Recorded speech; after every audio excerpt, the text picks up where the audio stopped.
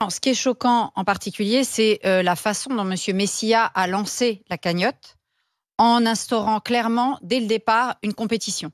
C'était la compète, et c'est comme ça qu'il l'a bien formulé sur ses réseaux sociaux. C'est on va faire mieux que la cagnotte pour Naël. Et je trouve que le procédé est absolument écœurant.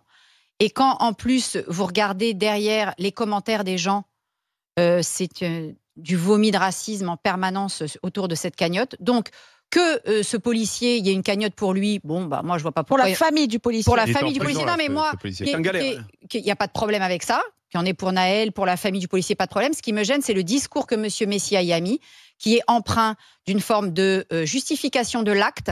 C'est-à-dire que ce policier, il en est malade, d'après ce que dit son avocat, il en est malade de ce qu'il a fait. Mais M. Messia et sa troupe, lui, le félicitent de son acte, alors que le policier lui-même a demandé pardon à la famille. D'encouragement. Donc cette cagnotte est une cagnotte d'encouragement, et que beaucoup de gens qui tweetent sous les propos de M. Messia... Beaucoup de gens donnent de l'argent. Non mais...